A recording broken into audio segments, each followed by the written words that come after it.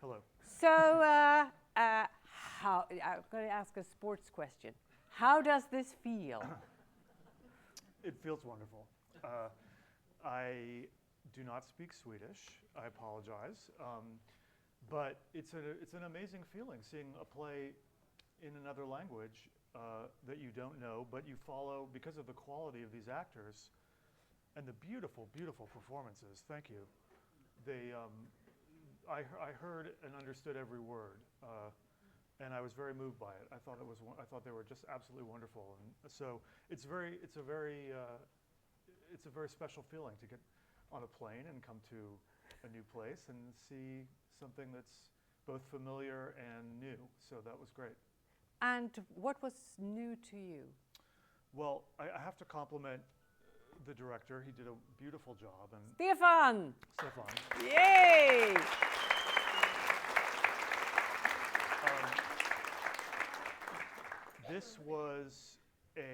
I've seen 3 productions of this play. This is the 3rd production I've seen. And this was different from some of the others I've seen in that I think it was a more active production. I think the actors there was more action on stage. There was more dramatization of the events in the play, which I thought worked beautifully, and it's something I haven't seen before. So I found that very compelling, and that was exciting to see that new element added. And I know you answered this question many times, but how come you wrote a play for like 2 women in there and about two women to begin with? No, but seriously, right. How often do we go to the theater or to the movies and see a movie or a play with 2 women? Yes, I see some nods. Yes. So how come? You never know why you write something. I mean, I started off thinking I would like to write some monologues, and I also thought, I've written characters in my other plays that have been inspired by or somehow prompted by my father, and I've never done anything, I thought, about my mother. And even though this play is not autobiographical and neither of these characters is based on my mother, I thought I will try to draw on some memories I have of growing up in the 1970s in Ohio, and some of I just started sort of plucking images and memories and little bits of things and started to write these monologues, and they were women.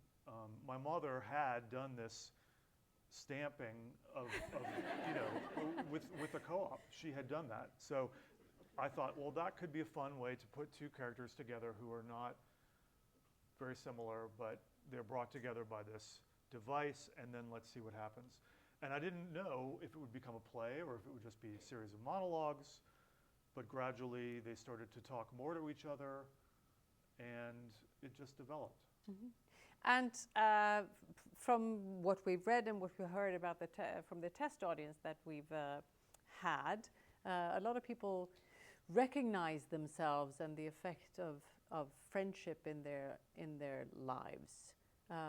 What is friendship to you? I hope so. I mean, I hope, that kind of emerged as the theme. It wasn't something I started with, but it began to seem like it was a play about the nature of friendship, perhaps, and what it means, especially if you have a brief and very intense friendship. And I think, I don't know if you've ever had this, but I certainly feel that I had short, intense friendships, especially as a younger person, that affected my life and that changed the way I see things or that made me a different person, and then and have lost track of those people, so that these people loom very large in my memory and in my sense of myself, but I have no idea what happened to them or why we lost touch.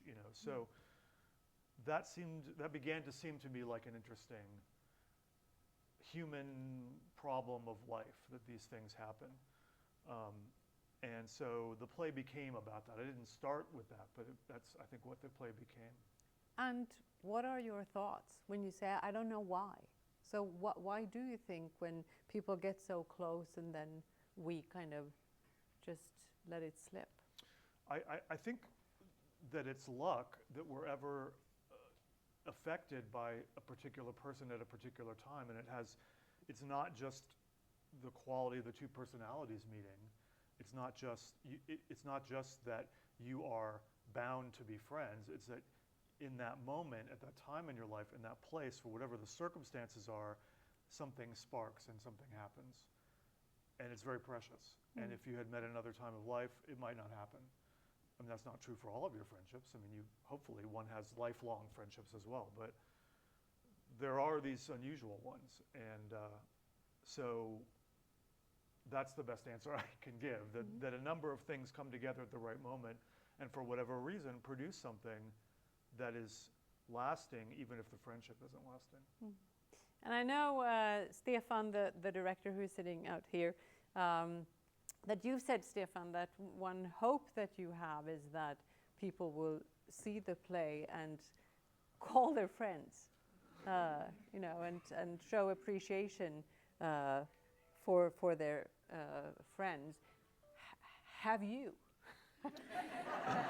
Have you, working with friendship and reflecting on this? Well, now I feel guilty. It's funny, just before I came here, I did get an email from a friend who I haven't seen for 30 years or something like that. And I found out that my parents are alive and they live in a different city than where I grew up. And I found out that he is living in that city. And I go to see my parents, and now I could see this friend the next time I go visit them. And I think I will see him, but you know, I've had to think about it. It's that thing, like what will happen when we see one another? Will it be awkward? I'm sure it will be awkward, but will it also be rewarding? And will anything else happen? So when I get back, I'll write him an email. Yeah.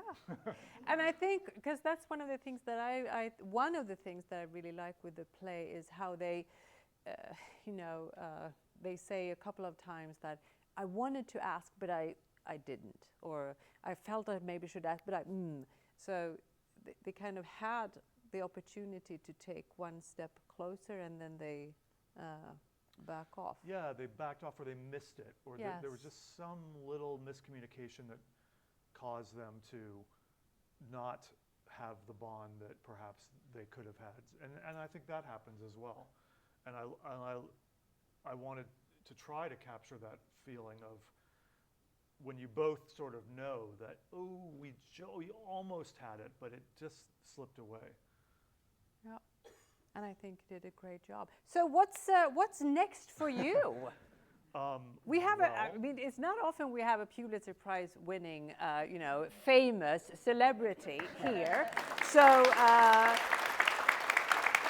yeah. Thank you.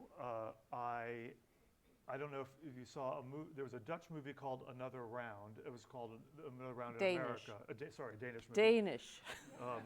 And it was called Drunk, I think, in Danish. En runda till.